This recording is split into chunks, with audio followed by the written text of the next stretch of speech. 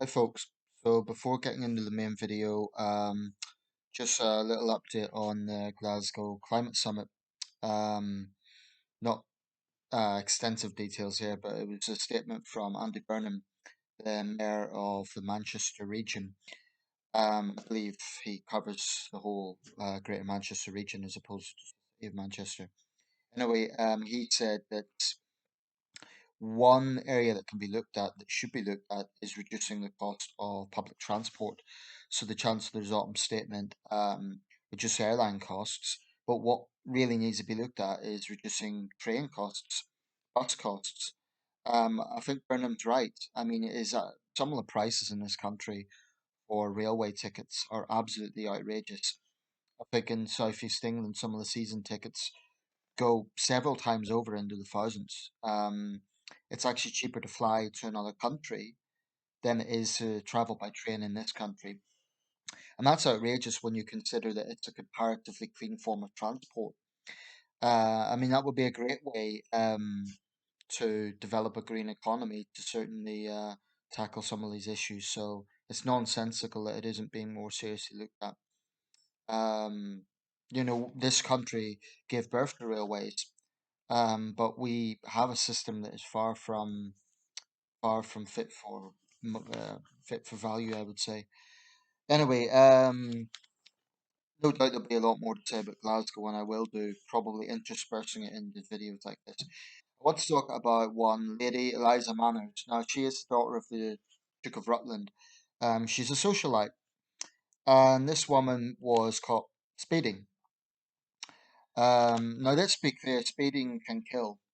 Um, I personally think that before I get into her case, I personally think that motoring offences in general, i.e., reckless driving, I think the penalties are far, far too lenient as it stands. A while back, a guy was, you know, recklessly driving. He showed no remorse, given a tap on the wrist. It was a high-profile case. In fact, he injured two women seriously. He was given a tap on the wrist. I do not understand why people who drive recklessly are treated so leniently. Makes no sense to me. Anyway, this case is more about principle of fairness. So she got a £50 fine at London magistrates. Doesn't say which court. I'm actually reading out a letter from the Eye that was referring to this case. But that was reduced to £50. She got a £100 fine, reduced to £50. On the grounds that she pleaded she was facing financial hardship. Now, this is a woman who frequents famous premises like Annabelle's. Okay, um, I know that sometimes aristocrats and blue bloods can actually get themselves into financial problems, but this is half the usual amount. Um, and one has to ask, which weak, pathetic magistrate pandered to her? I mean, if anything, it should have been doubled because of her financial means.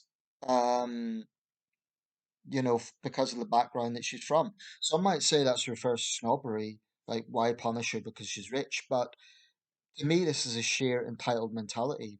I don't know what her background is. Maybe she has some sort of problems going on. Um, but I think it smacks of double standards.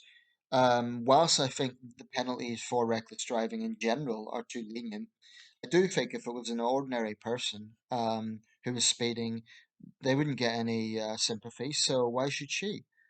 Um, I'm just reading out a report actually from Linda Hopper from Wakefield, and she says, "I've been driving for over 40 years and have never been accused of any motoring offence. But if I made an error and had been caught, I doubt very much that I would have been treated with the same leniency. My husband and I live on state pensions, but if found guilty of a motoring offence, we would pay our fine. Thank you again for highlighting this story. These stories need to be brought to the attention of the public, and that's been reported by several sources. I'm sure the nation will cry for poor little lady Eliza Manning. Um, she needs to take some responsibility, have a look in the mirror, sort herself out. Whatever's going on in her life that has given her these financial hardships, she needs to sort it out. Speeding kills. So I personally think it's pathetic how leniently she's been treated. Um, she should count herself very lucky that it was a weak magistrate before her. But I think it also taps into something that is actually quite rotten about our justice system. There is so many people in the legal establishment that just seem so out of touch with reality. I'd like to say it's the double standards in this case that are frustrating for a lot of people.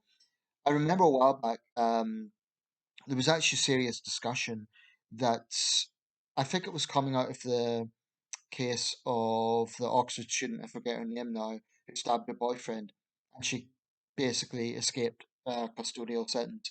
Um, and there was arguments at that time from a small quarter saying that because she was intelligent, then it would be wasteful to put her in prison. I'm conservative on crime. I've made no secret of that, and I believe that people who commit serious crime have to face the penalties. This actually taps into the Insulate Britain protest as well. A lot of them tend to be from middle class, comfortable backgrounds. I've seen people saying they don't have a job, they're on the dole. Some of them might be. I actually suspect a lot of them are professionals. Um, Certainly, a lot of them are older. They're retirees. There's quite a few clergy among them, but there was a retired doctor. These are not poor people. So the thing that they're arguing about is about fuel poverty and issues around insulation, but they themselves, I think a lot of them are fairly well off, from what I could tell. So, in my opinion, they're no better than common yobs, except they're hiding behind a cause and they think that they're martyrs, but they're just criminals, really. Fundamentally, when you strip it back, they're breaking the law, they're hurting innocent people, they're just criminals hiding behind a cause. Um, so I believe in justice, but I also firmly believe in consistent justice. I don't think women should have special rights when it comes to law. I think sometimes women are given more lenient sentences than men. That's unfair. But I also think that someone's financial background shouldn't determine justice. If you commit a crime, you have to face responsibilities. If anything, someone who's from a better background shouldn't get any privileges, you know? And this isn't often against rich people. This isn't a sort of class war thing. All I'm saying is it should be a question of fairness. Why should Lady Eliza Manners get special treatment because she's the daughter of a duke? I mean, I'm sure a lot of people will find excuses when they're in this situation. Why should she get special treatment? But this is the sort of infuriating situation when the public can't really do much about it. And I think it's another example of our judicial system, our legal system just being massively out of touch. A lot of people will be saying, that's not fair. Why isn't she given the full fine? I personally think 100 quid is pretty lenient. I think it should be 1,000. People might think that's too harsh, but you know, speeding kills. I guess it would depend on the context. It doesn't say here how fast she was going, but let's say, for example, you're going at 70 miles an hour for a small rural village. Maybe it has a primary school, and the speed limit might be 30 miles an hour. I say, the book should be thrown at you. If, however, you're doing, let's say, 70 miles an hour in a 60 mile an hour zone, that's a bit different. But I think that generally speaking, there is too much leniency over reckless driving. And people sort of see it as a minor offence. But let's not forget, about 2,000 people are killed on the roads every year, and a lot of that is down to reckless driving. So why is there not a more effective deterrent? Why is it that someone who cripples people, like that guy I mentioned, why is he only given a 4-year driving ban? To me, he should never be allowed behind a wheel again, ever. Because he has changed two women's lives forever with his stupidity and his selfishness. It's infuriating. Our justice system is a complete joke. It's out of touch. It's um, it's inconsistent. It's a joke, and I really do think a lot of magistrates and judges, I think they're utterly incompetent.